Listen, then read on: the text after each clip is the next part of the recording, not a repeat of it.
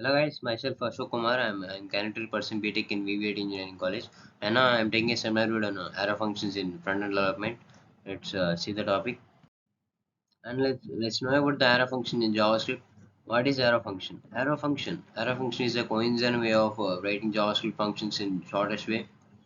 Arrow functions were introduced in the ES6 version. They are make our code more structured and readable. Arrow functions are anonymous functions, functions without name and are not bound of any identifiers. Arrow functions do not return any value can be and it can be declared without any with the function keyword. They are also called as a lambda functions, and here is the syntax for the arrow functions. Constant of equal to, and here is we can use an arrow function is there here, and we can print then console.log as a high sign, and the required output can be high sign. And now let's know about the working of an arrow functions in JavaScript. The first one is arrow function without parameters. In this syntax, you can see the syntax in constant gfg equal to an arrow function. There is no parameter in this arrow function, and it can print the directly as an gfg of a function that can be printed as a enjoy Padago. And now let's see the other representation of an arrow function with the parameters.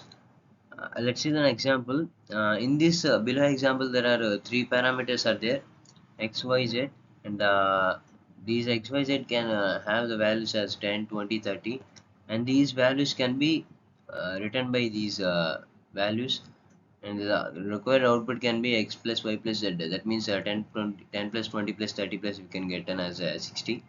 The array function with parameters in these parameters are x, y, z.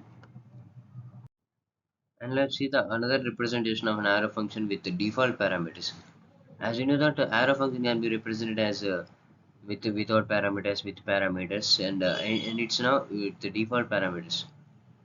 In this, the parameters can be assigned a value directly in this arrow function. In this below example, the z value can contains a values as a 30, and xy can be contains a values by returning 10 and 20.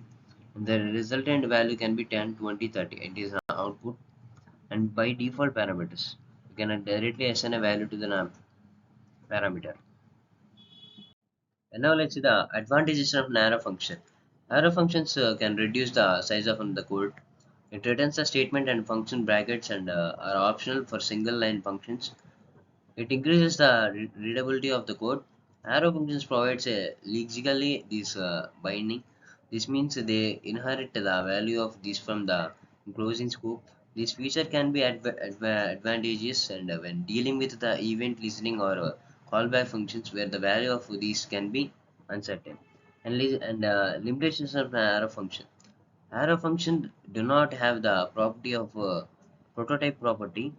Arrow functions cannot be used with the new keyword. Arrow functions cannot be used as constructors. These functions are anonymous and it is hard to debug the code.